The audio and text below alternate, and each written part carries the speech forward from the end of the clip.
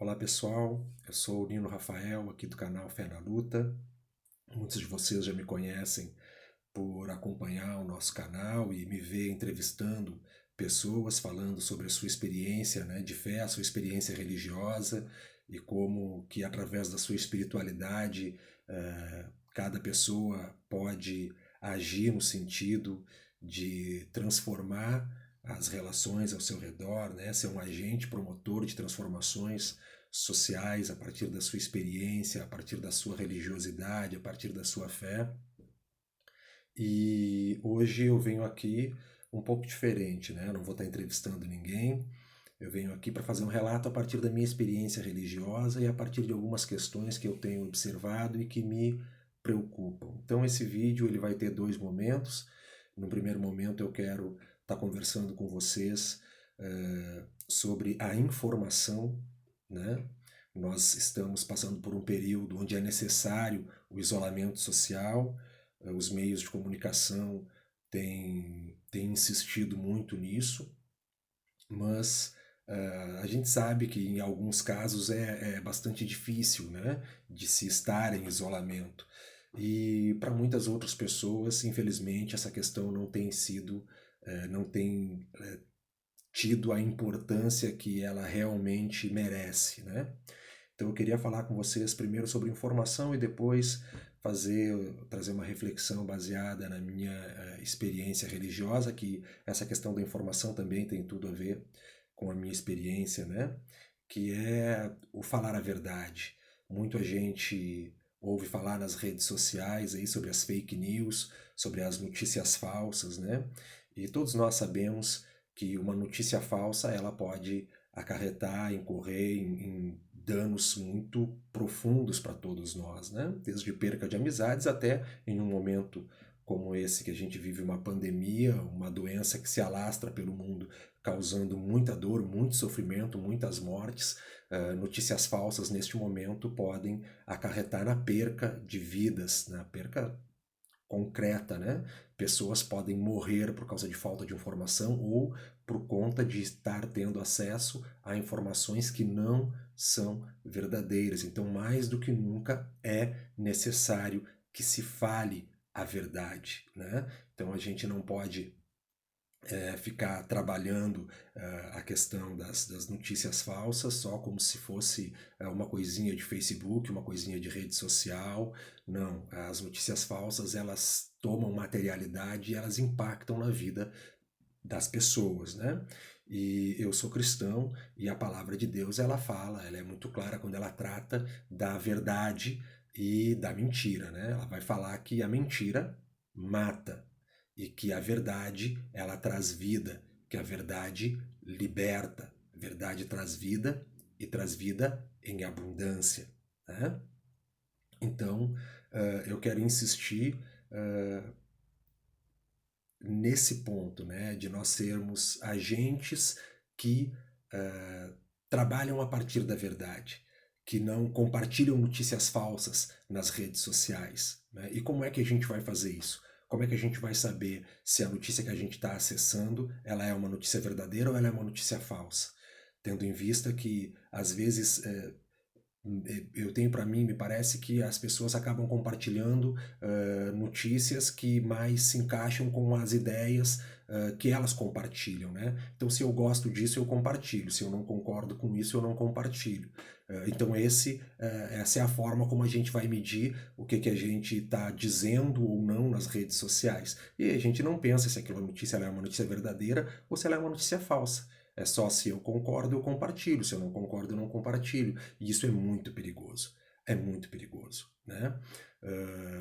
Como exemplo de notícias falsas ou notícias repletas de distorções que têm sido disseminada nas redes sociais nesse período, eu queria trazer, por exemplo, uma coisa bem banal para começar assim, a questão dos leitos produzidos, construídos na China e no Brasil. Né? As pessoas estão colocando, olha, a China construiu 1.000 leitos em 10 dias e o Brasil, o exército construiu 2.000 leitos em 24 horas e isso não é noticiado.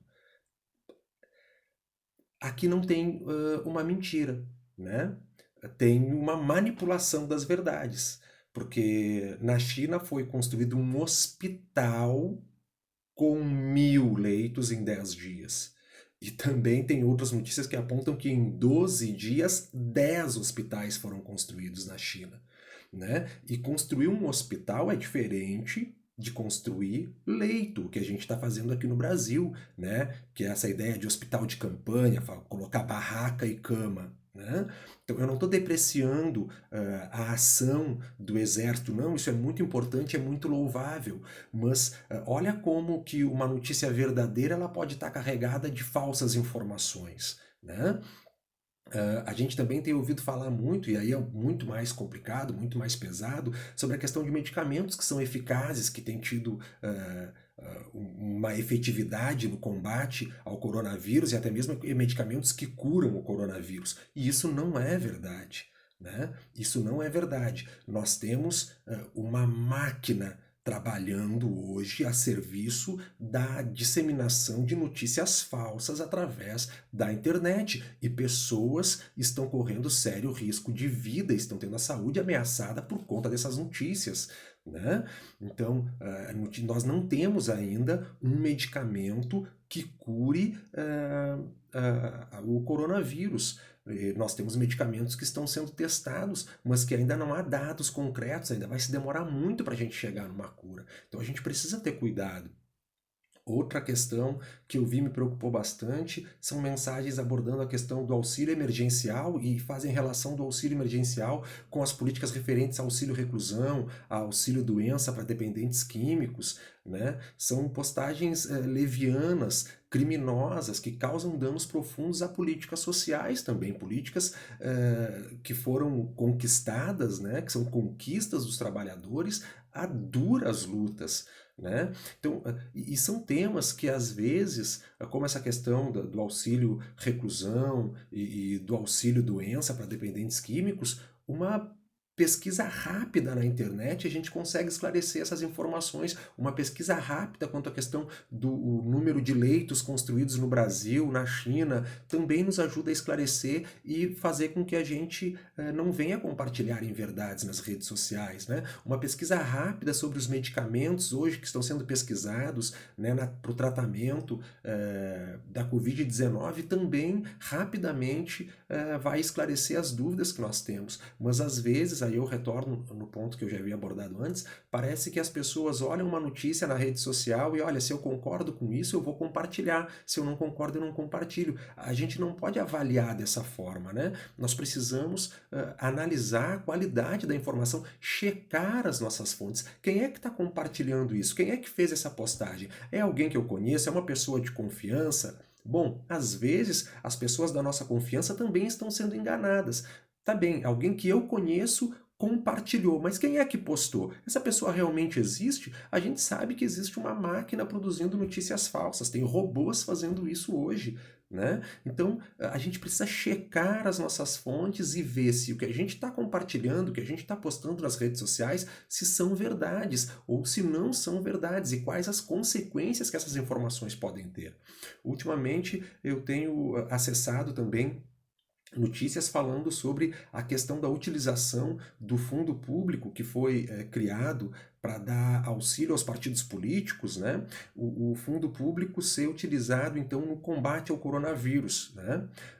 Eu sou favorável a isso. Mas antes de nós pensarmos nisso, a gente precisa analisar com mais profundidade a questão desse fundo partidário. Por que, que foi necessário que se criasse um fundo partidário? Porque hoje o negócio das eleições é o negócio que mais dá lucro no país.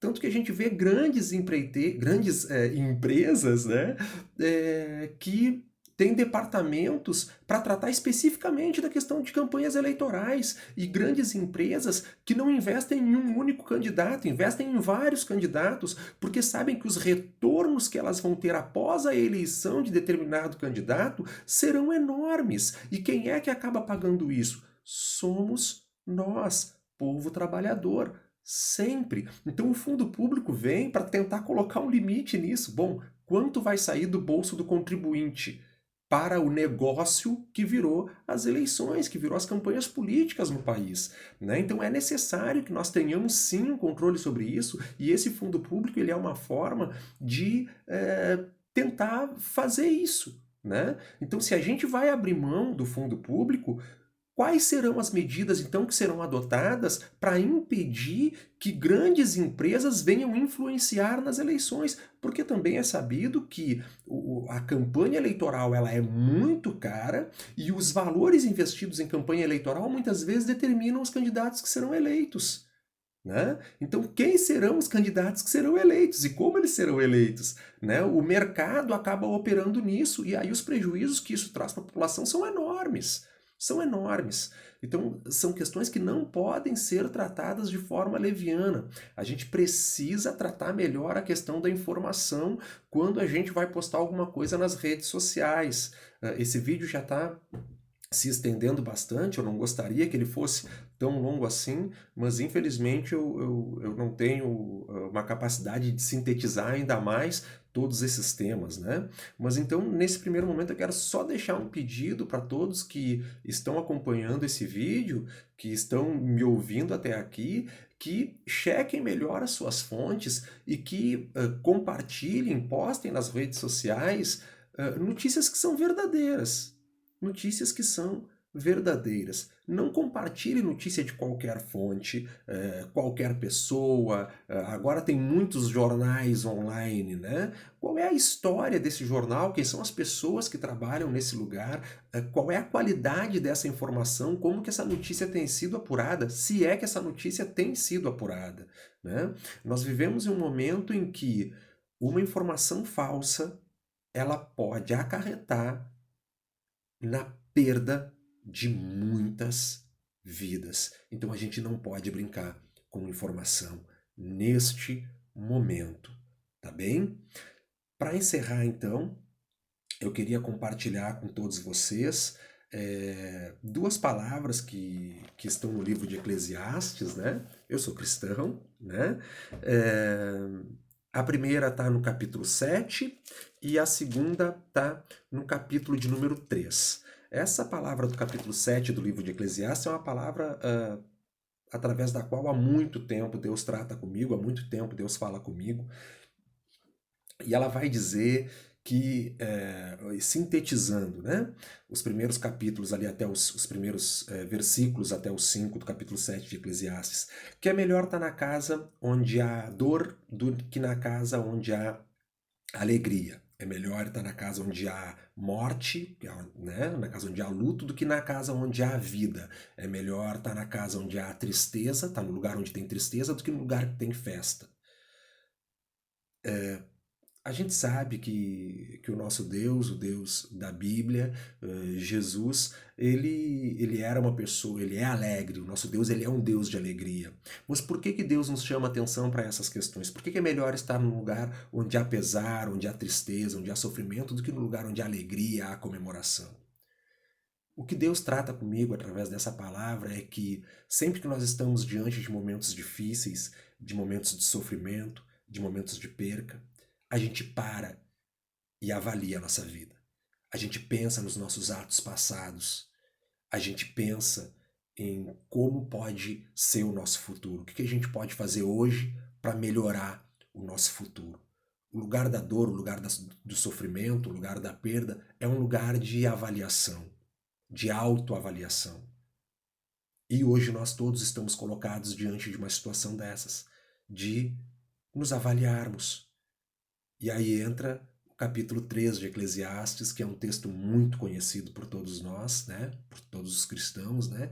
Que é onde vai dizer que há um tempo para todas as coisas, né? Há tempo de abraçar e há tempo de deixar de abraçar.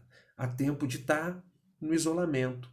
Há tempo de deixar de abraçar, para que daqui a pouquinho a gente possa voltar a abraçar. Mas como vai ser esse nosso abraço? A gente está tendo a oportunidade de nos avaliarmos, de avaliar a notícia que nós estamos acessando, aquilo que nós estamos assistindo, a forma como nós estamos nos informando, a forma como nós estamos nos relacionando com as pessoas. E mudar. E sermos pessoas melhores, em sermos agentes de transformação através da nossa espiritualidade, através da nossa fé, seja ela qual for. A espiritualidade de matriz africana tem muito a nos oferecer, tem muita sabedoria a nos trazer. A palavra de Deus, a Bíblia Sagrada, ela é uma fonte inesgotável de sabedoria, de conhecimento, de amor, de vida. Há tantas outras formas de expressar a nossa espiritualidade. Tem o budismo, as religiões islâmicas, o judaísmo, são tantas as crenças indígenas, que têm uma relação tão linda com a terra, com a natureza. Nós temos tanto a aprender.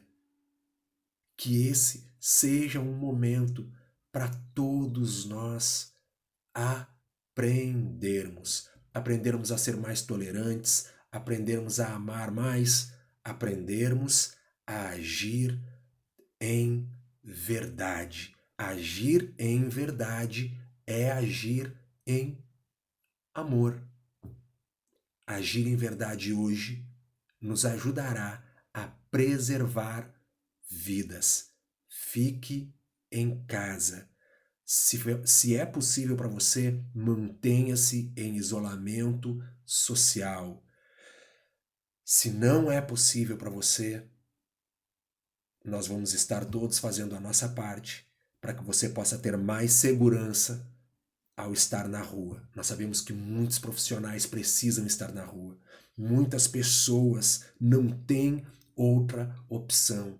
Como muitas vezes a gente ouve falar, ou eu morro de fome ou eu morro por causa do coronavírus. Tem trabalhadores que infelizmente foram jogados nessa condição e a gente tem que entender isso. Mas a gente não pode achar isso normal. Isso não é normal. Isso é fruto desse modo de produção ao qual nós estamos inseridos, que coisifica as pessoas, que torna a vida uma mercadoria, algo que pode ser dispensado. Isso não é normal. Que esse seja um momento também de nós nos organizarmos para lutar contra esse modelo, para lutar contra a desinformação e para lutar contra aquilo que tem nos matado, que tem nos oprimido e nos matado há séculos. É difícil, eu sei que esse é um tema que as pessoas não gostam de entrar, mas o modo de produção capitalista, uma máquina de moer gente, uma máquina de destruir vidas.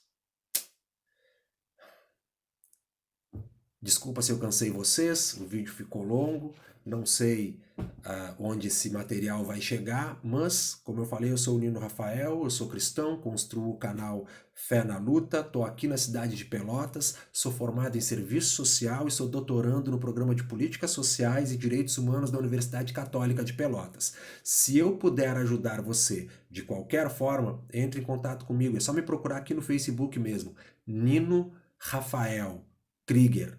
Tá bem? Se precisar de ajuda aí com o cadastro para receber o auxílio emergencial, conta com a gente. Se precisar de ajuda, tá faltando alimento na sua casa, você tá precisando de um remédio, entre em contato comigo. Sinta-se à vontade. A gente tem uma rede bem grande de pessoas aí que estão prontas para nos ajudar, prontas para te ajudar, tá bem?